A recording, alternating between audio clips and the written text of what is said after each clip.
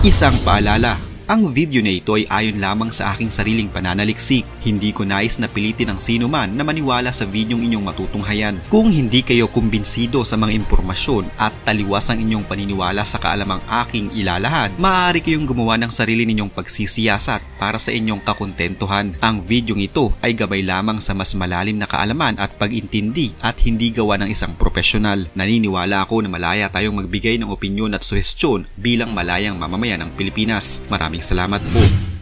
Tapos na ang 4 na araw na ceasefire o tigil putukan ng Hamas at ng Israel upang pakawalan ng Hamas ang kanilang mga bihag na nasa loob ng Gaza Strip. Pero buti na lamang ay na-extend ang ceasefire na ito ng 2 araw pa upang makapagpalaya pa ang Hamas ng karagdagang 10 bihag pa na papakawalan kada araw. Subalit ang kaguluhan sa ibang panig ng gitnang silangang Asya ay patuloy pa din at hindi pa humuhupa sa kabila ng ceasefire sa pagitan ng 2 panig. Sa katunayan, noong nakaraang Miyerkules lamang, ang rebeldeng Houthi ay nagsagawa ng pag-atake sa 2 naval vessels ng Israel sa Persian Gulf. Ang mga Israeli crews nang nalaman na sila ay inaatake ng rebeldeng grupo ng Houthi ay agad na itinago ang kanilang mga sarili sa isang panic room sa loob ng kanilang naval vessel. Sa loob ng kwartong ito ay nagawa nilang kunin ang atensyon ng iba pang mga naval vessels na nasa paligid lamang upang humingi ng saklolo sa pag-ataking ito. Sa kabutihang palad, 2 mga naval vessels ang sumagot sa panawagang tulong ng isang naval vessel. Ito ay ang US destroyer Mason at ang isa naman ay isang Japanese warship. Ang US destroyer ay agad na rumisponde at gamit ang naval seals ay nagawa nilang makontrol ang barko ng Israel habang inaatake nila ang puwersa ng Houthi. Nahuli din nila at napasa kanilang kamay ang 5 mga Houthis na ngayon ay hawak ng puwersa ng Estados Unidos. Sa pag-ataking ito at habang nangyayari ang mga eksenang pang-pelikula ay nagtangkang tumakas ang ilan sa mga miyembro ng Houthi, subalit dahil sa tulong naman ng Japanese warship na isa sa 2 barko na nasa paligid noong mga sandaling iyon ay nagawa nilang makubkob ang mga terorista at mahuli din ang mga ito. Noong gabing iyon habang nangyayari ang sagupaan, tinangkang gumanti ng puwersa ng Houthi sa pamamagitan ng pagpapalipad ng 2 missiles na patungo sana sa US Mason destroyer. Subalit ang mga missiles na ito ay nabigong marating ang kanilang target at sumabog sa kalagitnaan ng karagatan. Nagpapakita ito kung anong klase ang kalidad ng mga armas ng Houthi na kanilang ginagamit sa kanilang pag-atake na nasa Yemen. Isang nakakagulat na bagay na maaari nating malaman mula sa bigong pag-atake na ito ng Houthi sa Estados Unidos at sa Israel ay ang katotohanan na ang Iran ay tila bigo din sa pagsusuplay ng mga dekalidad na armas sa kanilang proxy na Houthi sa Middle East. Ito ay dahil na din sa pagtutulungan ng Israel at ng Estados Unidos na mapigilan ang mga tangkang pagdadala ng armas ng Iran patungo sa kanilang mga proxy gaya na lamang ng Houthi. Mula sa mga sasakyang pinaghihinalaan nilang nagdadala ng mga kargamento, barko na maaaring magtawid ng mga gamit hanggang sa mga eroplanong maaaring mag-transport ng mga armas pangdigma palabas ng Syria patungong Gaza ay kanilang minomonitor. Sa kanilang pagmamasid ay nakakita sila ng isang airfield sa Syria na ginagamit ng bansang Iran upang mag-transfer ng mga bagong ammunition at mga long-range missiles na dadalhin sa Hezbollah sa bansang Lebanon.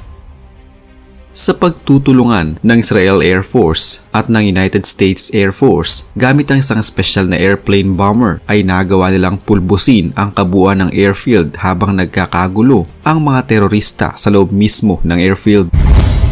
Sa isang insidente sa bansang Syria pa din, ang hukbong panghimpapawid ng Estados Unidos ay muli na namang nakalocate ng mga convoy o mga trucks na nagpanggap ng mga United Nations humanitarian trucks o yung mga truck na kunwari nagdadala ng tulong at supply sa mga nadadamay na sibilyan. Sa mas matinding pagsisiyasat na ginawa ng Israel Defense Forces at ng bansang Estados Unidos, napatunayan nila na ang mga trucks na ito ay hindi ipinadala ng United Nations. Kaya naman bago pa man madala ang mga armas na siya talagang laman ng mga trucks, nagawa na ng bansang Amerika na pasabugin at wasaki ng mga ito. Sa huli ay napag-alaman nila na imbes na medical supplies at pagkain ang nasa loob ng truck ay mga long-range missiles pala ang laman na planong dalhin sa Lebanon at ibigay sa Hezbollah. Sa pagtutulungan ng 2 bansang ito, nagawa nilang sirain ang plano ng Iran na mas lalo pang painitin ang tensyon sa rehiyon. Sa kanilang ginawang pag-atake, tinarget din ng Amerika ang isa sa mga lider ng Hezbollah na nagtatago sa loob ng isang bunker sa Lebanon. Isa-isa ding pinupuntirya ng Israel Defense Forces ang mga lider ng Hezbollah. Dahil dito, nagpadala ang Hezbollah ng 4 na units upang maghiganti at atakihin ang isang military base ng Israel Defense Forces sa Israel. Ang planong ito ay nalaman ng Israel kaya naman agad silang kumilos upang pigilan ang mga units na ito.